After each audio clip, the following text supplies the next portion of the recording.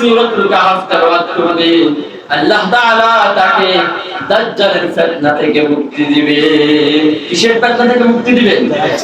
শেষ জামানায় সবচেয়ে বড় ফিতনা হচ্ছে দাজ্জালের ফিতনা।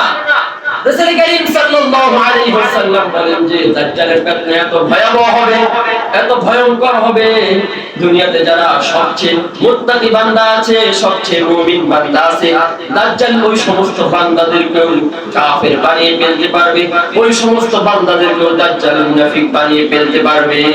নাউযুবিল্লাহ বলেন। রাসূল করিম সাল্লাল্লাহু আলাইহি ওয়াসাল্লাম বলেন যে ব্যক্তি জুমার দিন এই সূরাতুল কাহফ তেলাওয়াত করবে আল্লাহ তাআলা তাকে দাজ্জালের ফিতনা থেকে মুক্তি দিবেন। আলহামদুলিল্লাহ الذي جعل الشمس والقمر بحسبان والنجم والشجر يسجدان وفضل زمانا على زمان كما فضل مكانا على مكان وإنسانا على إنسان ونشهد أن لا إله إلا الله وحده لا شريك له الذي لا ضد له ولا ند له لا مثل له ولا مثيل له لا وزير له ولا كفيل له لا شبه له ولا شبيه له لا ولد له ولا والد له وهو الواحد الفرد الصمد لم يلد ولم يولد ولم يكن له كفوا أحد ونشهد أن سيدنا وسندنا وحبيبنا وطبيبنا وطبيب أرواحنا محمدا عبد الله ورسوله أما بعد فقد قال الله تعالى في كلامه المجيد وفي فرقانه الحميد أعوذ بالله من الشيطان الرجيم بسم الله الرحمن الرحيم يا أيها الذين آمنوا إذا نودي للصلاة من يوم الجمعة فاسعوا إلى ذكر الله وذروا البيع ذلكم خير لكم إن كنتم تعلمون إن الله وملائكته يصلون على النبي يا أيها الذين آمنوا صلوا عليه وسلموا تسليما اللهم صل على محمد وعلى آل محمد كما صليت على إبراهيم وعلى آل إبراهيم إنك حميد مجيد اللهم بارك على محمد وعلى آل محمد كما باركت على إبراهيم وعلى آل إبراهيم إنك حميد مجيد بلغ العلا بكماله خشب الدجى بجماله حسنت جميع خصاله صلوا عليه وآله شبك ذكر قولي لا إله إلا الله لا إله إلا الله لا إله إلا الله لا إله إلا الله لا إله إلا الله سبحان الله الحمد لله لا إله إلا الله سبحان الله الحمد لله لا إله إلا الله لا إله إلا الله محمد رسول الله صلى الله عليه وسلم معزز مكرم حضرت علماء کرام মুরব্বিয়ান আযম পর্দার আড়ালে পর্দা নিশিতা মা ও বোনেরা আল্লাহ তাআলার দরবারে লক্ষ কোটি শুকরিয়া আদায় করছি কৃতজ্ঞতা জ্ঞাপন করছি যিনি আমাদেরকে এই ফিতনা ফাসাদের জামানায় এই বরবরতার জামানায় দুনিয়ার সকল প্রকার কাজকর্ম থেকে পারে করে দুনিয়ার সকল প্রকার ব্যস্ততা থেকে পারে করে দুনিয়ার সকল প্রকার আসমানি জমিনে গজব থেকে হেফাজত করে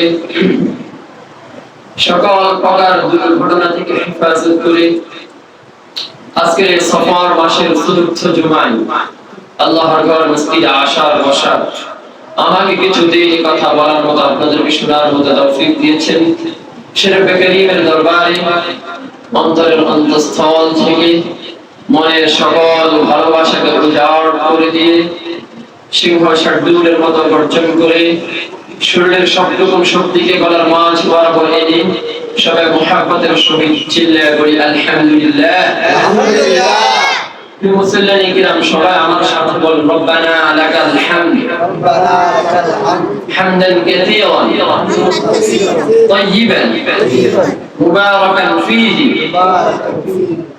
يا ربي كما ينبغي لجلال وجهك وعظيم سلطانك لك الحمد بالإيمان لك الحمد بالإسلام لك الحمد بالقرآن في مسلمين كلام আমরা শুকরিয়া আদায় করলাম কার এই দোয়ার ভিতরে আমরা আল্লাহ তাআলার কাছে অনেক জিনিস নিয়ে শুকরিয়া আদায় করেছি প্রথমত আমরা শুকরিয়া আদায় করেছি আল্লাহ তাআলা যে আমাদেরকে ঈমানদার করেছেন দ্বিতীয়ত আমরা এই দোয়ার ভিতরে শুকরিয়া আদায় করেছি আল্লাহ তাআলা যে আমাদেরকে একটা কোরআন দিয়েছে তৃতীয়ত আমরা এই দোয়ার ভিতরে একটা শুকরিয়া আদায় করেছি সেটা হচ্ছে আল্লাহ তাআলা যে আমাদেরকে মুসলিম করেছে তাহলে এই দোয়াটা আমরা আজকে এই জুমায় পড়েছি যারা এই দোয়াটা পারেন না আমি তাদেরকে অনুরোধ করব যে আপনারা এই দোয়াটা শিখে নিন এটা অনেক সহজ দোয়া সহজ না সহজ অনেক ইজি একটা দোয়া প্রিয় মুসল্লিন কিরাম আজকের এই জুমায়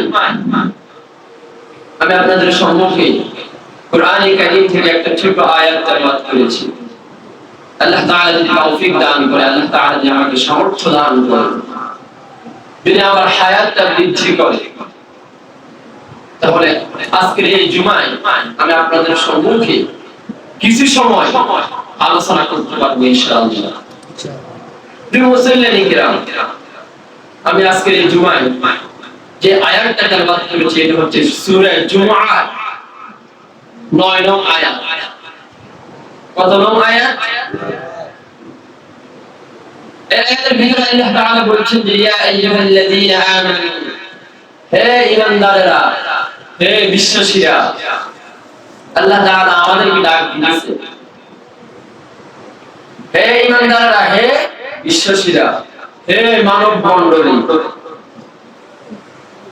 ইযা নুদিয়া লিস-সালাতি, মুয়াজ্জিন যখন মসজিদে আযান দিবে, মিন ইয়াউমিল জুমআতি, জুমআর দিন। মুয়াজ্জিন জুমআর দিন মসজিদে আযান দেয় না? কথা বলতে হবে, দেয় নাকি দেয় না? আল্লাহ তাআলা বলেছেন যে হে ঈমানদাররা, হে বিশ্বাসীরা, হে মানব মণ্ডলী, ইযা নুদিয়া লিস-সালাতি, মুয়াজ্জিন যখন মসজিদে জুমআর নামাজের জন্য আযান দিবে, ফাসআউ ইলা যিকরিল্লাহি, তোমরা মুয়াজ্জিনের আযান শোনার সাথে সাথে ফাসআউ ইলা যিকরিল্লাহি, তোমরা ছুটে চলো, তোমরা ধাবিত হও আল্লাহ তাআলার ঘরের দিকে, মসজিদের দিকে। সুবহানাল্লাহ, সুবহানাল্লাহ। এই কথাটা কার?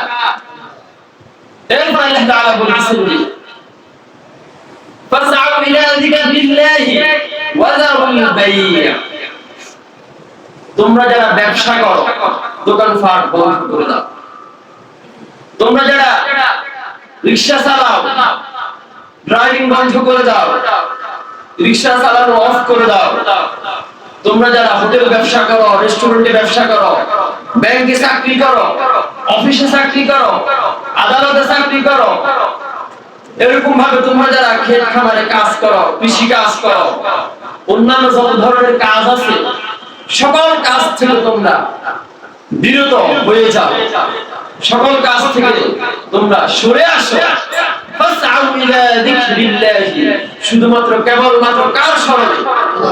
আল্লাহর স্মরণে।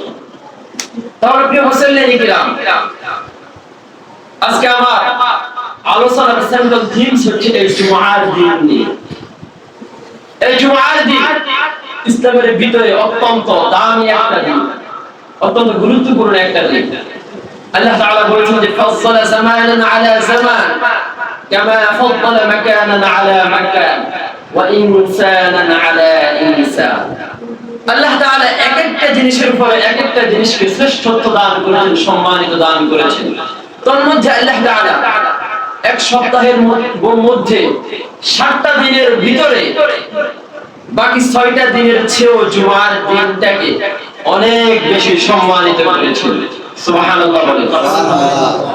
আল্লাহ তাআলা বলেছেন যে এই জুমার দিন যারা জুমার নামাজটাকে জামাতের সহিত আদায় করবে এবং ইমামের মধ্যে একটা খুতবা দেয়, আমি এখন যে আপনাদের সামনে কথা বলতেছি এটা হচ্ছে জুমার খুতবা। আমরা যারা বাঙালি বা আমরা বাঙালি হিসাবে আমি আপনাদের সামনে বাংলা খুতবা দিতেছি। যে সমস্ত আরব কান্ট্রি আছে ওখানে বেশিরভাগ মানুষ আরবি বুঝে, তাই যারা আলোচনা করে যিনি খতিব উনি আরবিতে খুতবা দেয়। তাহলে আল্লাহ তাআলা বলেছেন যে এই জুমার দিনে যারা জুমার 2 রাকাত ফরজ সালাত জামাতের সহিত আদায় করবে এবং তার আগে খতিব সাহেব যে একটা খুতবা দেয়, মাঝখান দিয়ে যে একটা খুতবা দেয় ওটাও গুরুত্বপূর্ণ, তার আগে আমি যে আলোচনা করতেছি এটাও গুরুত্বপূর্ণ। তাহলে খতিব সাহেব যে 2টা খুতবা দেয় এই খুতবাটা যারা মনোযোগ দিয়ে শুনবে, রাসূলের ভাষ্য মতে রাসূল করিম সাল্লাল্লাহু আলাইহি ওয়াসাল্লাম বলেন যে আল্লাহ তাআলা তার পিছনে এক সপ্তাহের সমস্ত গুনাহ সাথে সাথে maaf করে দেন। সুবহানাল্লাহ। তাহলে প্রিয় মুসল্লিন কিরাম, লাভ নাকি লস? আরেকটা হাদিসের ভিতরে রাসূল করিম সাল্লাল্লাহু আলাইহি ওয়াসাল্লাম এই জুমার গুরুত্ব বুঝাতে গিয়ে রাসূল করিম সাল্লাল্লাহু আলাইহি ওয়াসাল্লাম বলেছেন যারা ইচ্ছাকৃতভাবে পুরো লাইফে পুরো জীবনে 3টা জুমা ছেড়ে দিবে, আল্লাহ তাআলা তাদের কলবের ভিতরে একটা মোহর মেরে দিবে। আল্লাহ তাআলা তাদের কলবটাকে শক্ত করে দিবেন। ফলে দুনিয়াতে যে সমস্ত ভালো কাজ আছে, নেকের কাজ আছে, ওই সমস্ত কাজ তাদের ভালো লাগবে না। তাদের সব সময় ভালো লাগবে যে সমস্ত কাজ গুনাহের কাজ, যে সমস্ত কাজ হারাম কাজ, যে সমস্ত কাজ নিকৃষ্ট কাজ, যে সমস্ত কাজ অবৈধ কাজ, তাদের এই সমস্ত খারাপ কাজ করতে তাদের ভালো লাগবে। এটা কার কথা? আল্লাহ তাআলার কথা। তাহলে প্রিয় মুসলমান কিরাম, আমরা যারা জীবদ্দশায়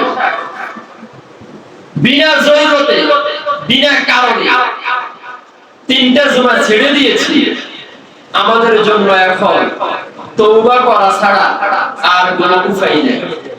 কেননা রাসূলের ভাষ্যমতে তিনি বলেছেন যে কেউ যদি জীবদ্দশায় 3টা জুমা ছেড়ে দেয়, তার আমলনামায়, তার কলবে আল্লাহ তাআলা মোহর মেরে দেন এবং তার নামটা আল্লাহ তাআলা মুনাফিকের খাতায় উঠিয়ে দেন। নাউযুবিল্লাহ বলে। তাহলে আমরা অনেকেই আছি অনেক সময় ভুলবশত ইচ্ছাকৃতভাবে জুমার নামাজ ছেড়ে দিই। এরকম আমাদের সমাজে মুসল্লি আছে নাকি নাই? अवेलेबल আছে। এখনো যদি আমি এখানে ওয়াজ না করে এলাকার ভিতরে ঘুরে আসি, কারা কারা মসজিদে আসছে, কারা কারা আসে নাই, আমিও এমন কিছু মানুষ পাবো যারা এখনো ঘরের মধ্যে শুয়ে আছে, শুয়ে শুয়ে মোবাইল টিপছে। আছে নাকি নাই? অনেকে আছে এখন ঘুমাইতেছে, নামাজ যে পড়তে হবে এটার খবর তাদের না।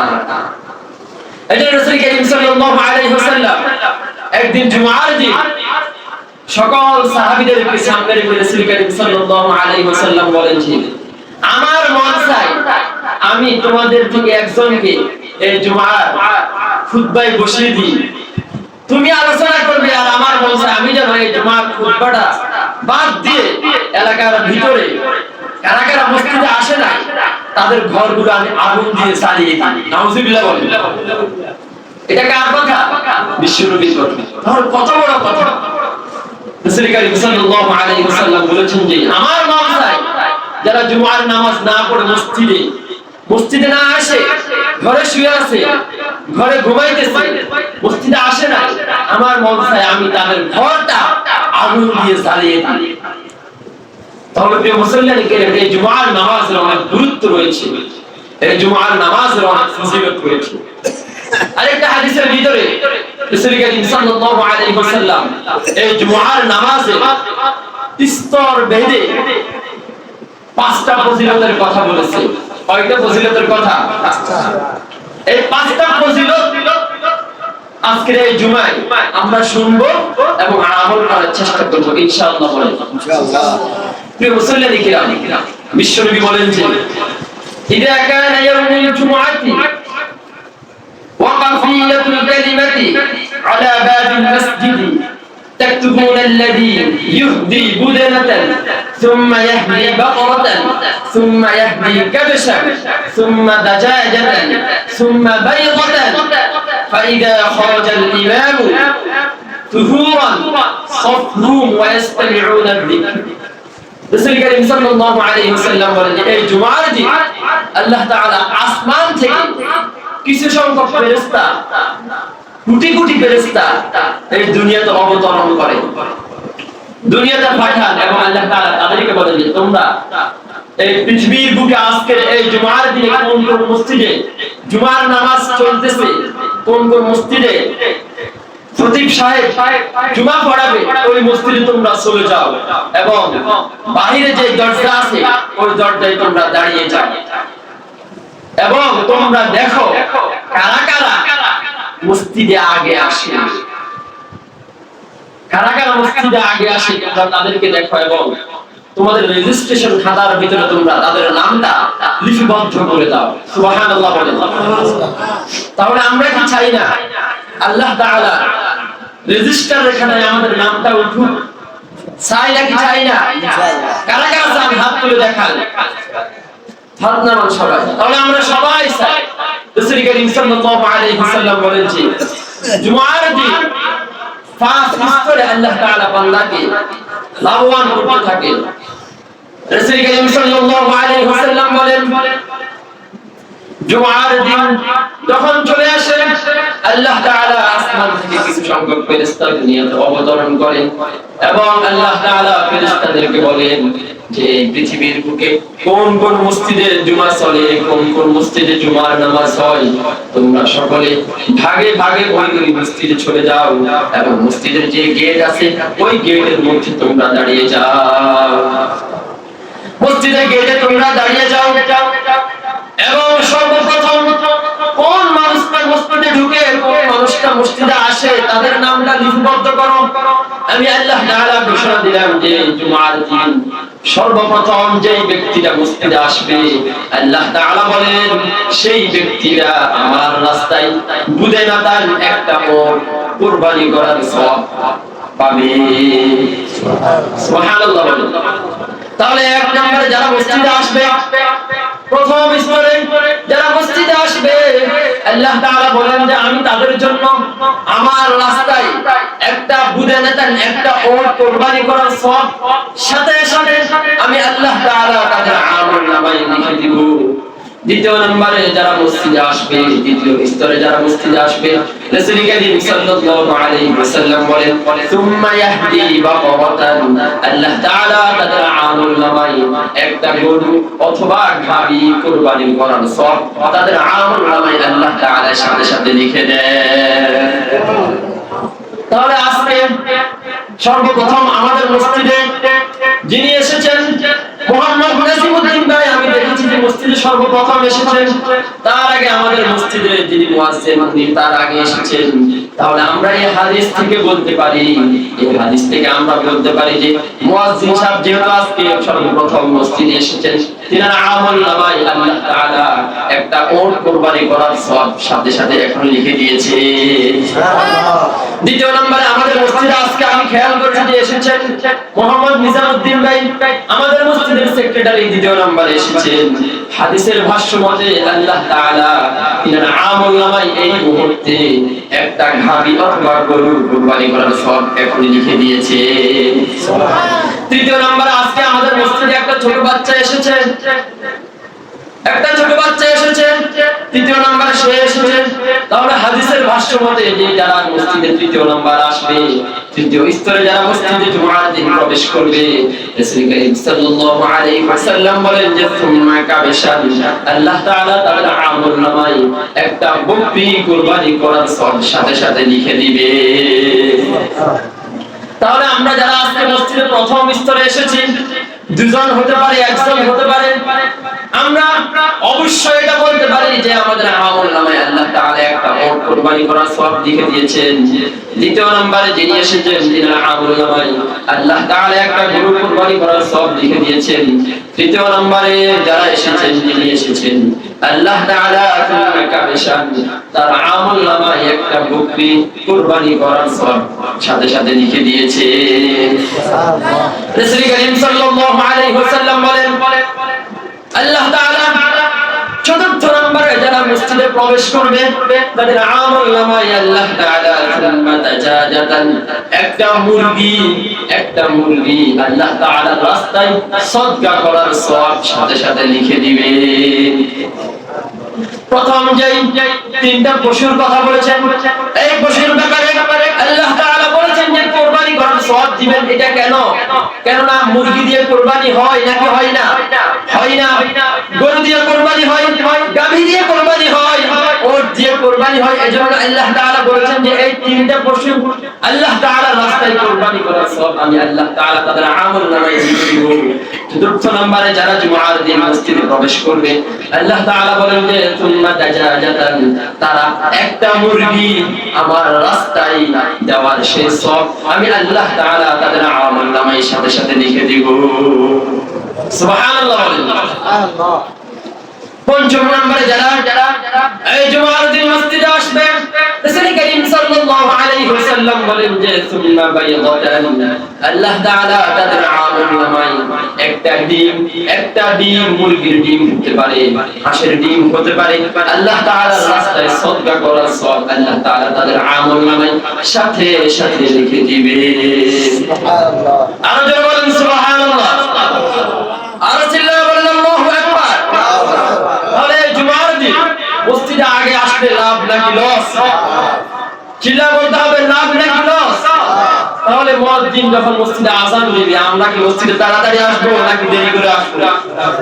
কারা কারা তাড়াতাড়ি আসবে হাত তুলে আল্লাহ তাআলাকে দেখা। নারে তাকবীর। আল কোরআনের আলো, আল হাদিসের আলো।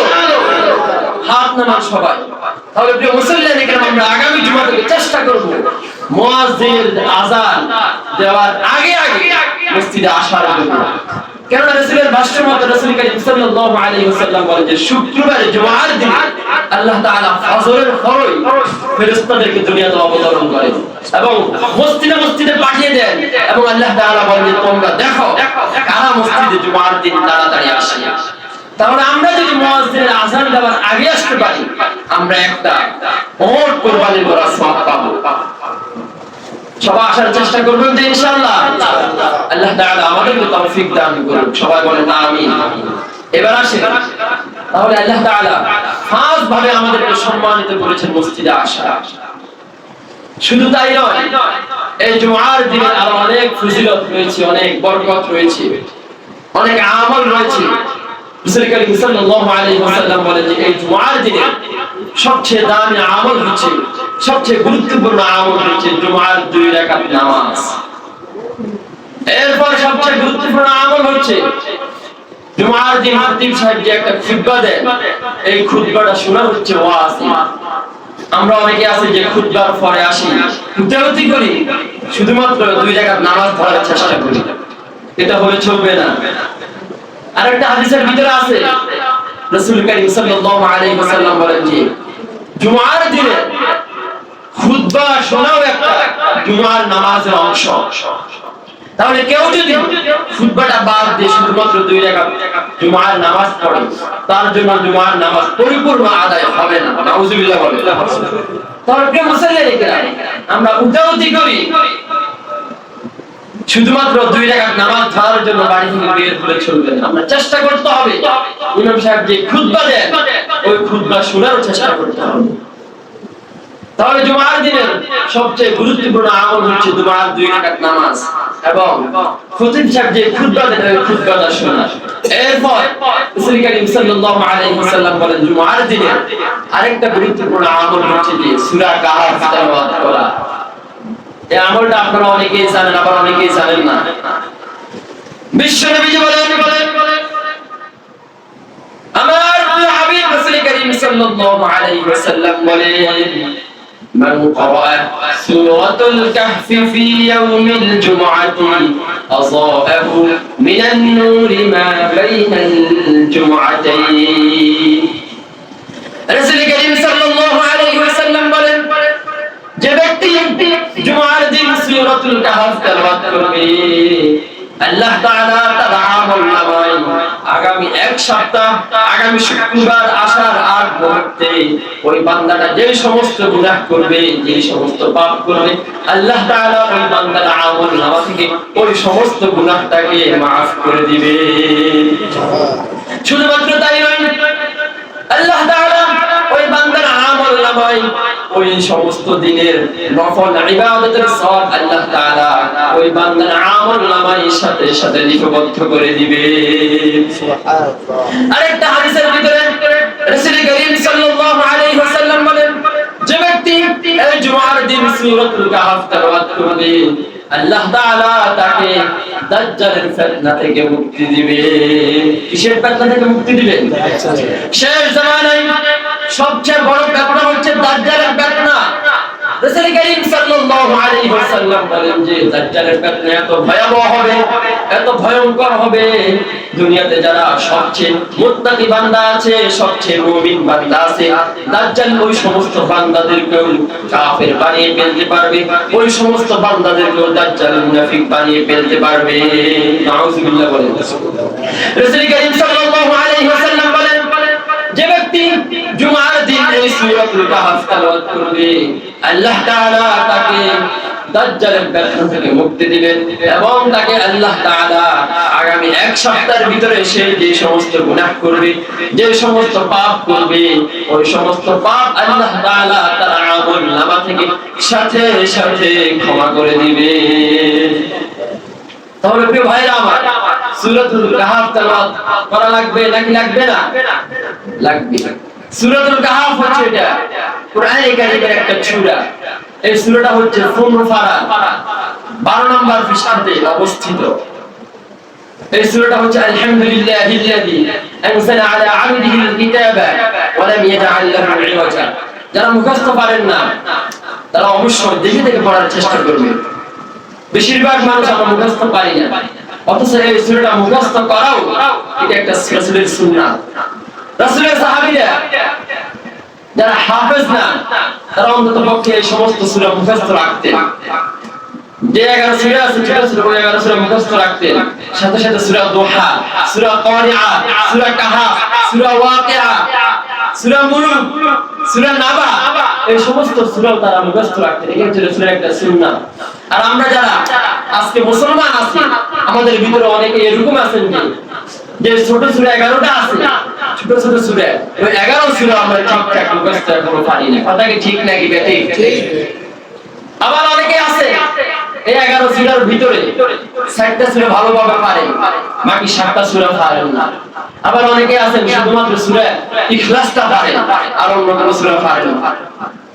বেশিরভাগ মানুষ দেখা যাবে যে সূরা ফাতিহাটা মোটামুটি ভাবে পারে, বাকি যে সমস্ত সূরা আছে ওই সমস্ত সূরা ফাতিহার মতো ভালোভাবে পারে না। এরকম আছে নাকি নাই? কম নাকি বেশি? বেশি। তাহলে প্রিয় মুসলিম কিরাম, আমরা সূরা 11টা শুদ্ধ করার চেষ্টা করব, ভালোভাবে শিখব।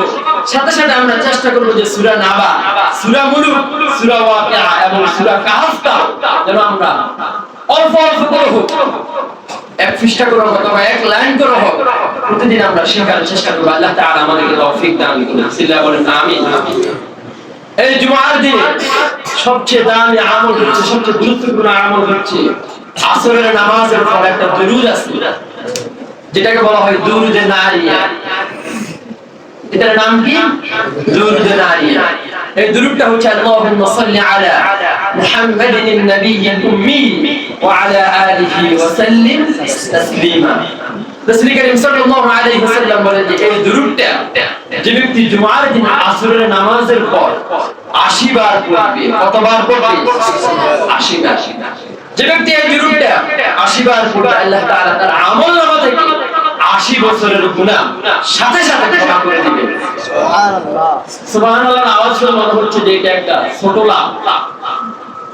দুনিয়াতে যদি বলি আপনি যদি এই কাজটা করতে পারেন 1000 টাকা দিব, আমরা এই কাজটা করার জন্য আমরা সবাই হতাশ হয়ে যাব, ব্যতিশা হয়ে যাব। কথা কি ঠিক নাকি বেঠিক?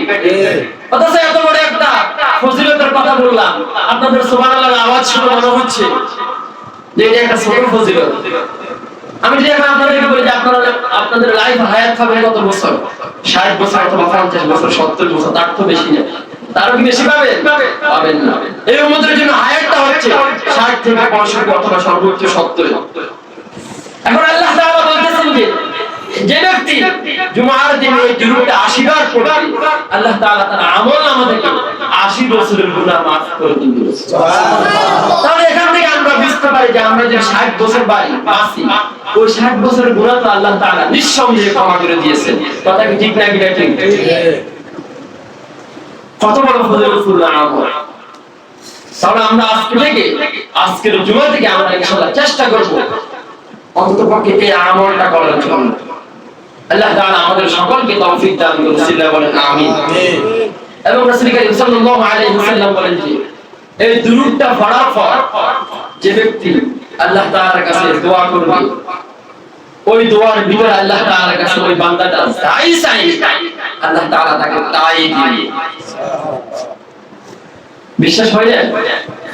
পুরো দেখেন না, কয়েক জুমা আমলটা করে দেখেন না। আমি তো বলতে পারি যে আমি 3 জুমায় আমলটা করেছি, এটা অহংকারী না। জাস্ট আপনাদেরকে বুঝার জন্য বলতেছি যে ইখলাসের সাথে যদি আমল করতে পারেন, বিশ্বাসের সহিত যদি আমল করতে পারেন, অবশ্যই অবশ্যই আল্লাহ তাআলা এর প্রতিদান দুনিয়াতে দিবে। আমি 3 জুমায় আমলটা করেছি ধারাবাহিক, এবং এই আমলটা করার পর আল্লাহ তাআলার কাছে আমি যে দোয়াই করেছি আলহামদুলিল্লাহ এই বয়সে আমি সেটাই পেয়েছি। আলহামদুলিল্লাহ। আপনারা করে দেখেন না, ইখলাসের সহিত বিশ্বাসের সহিত এই আমলটা করে দেখেন না, ওয়াজিবা করেন, দেখবেন আল্লাহ তাআলার কাছে আপনি যাই চাইবেন তাই পাবেন ইনশাআল্লাহ। প্রিয় মুসল্লিয়ানে কিরাম, যতগুলো আলোচনা করেছি আল্লাহ তাআলা আমাকে এবং আপনাদেরকে এই আলোচনার উপরে আমল করার সেই তৌফিক দান করুন। সবাই বলেন আমিন। এগুলো আমি আমার সংক্ষিপ্ত আলোচনা এখানে শেষ করছি। ওয়া আখিরু দাওয়ানা আলহামদুলিল্লাহি রাব্বিল আলামিন। আসসালামু আলাইকুম ওয়া রাহমাতুল্লাহি তাআলা ওয়া বারাকাতুহু।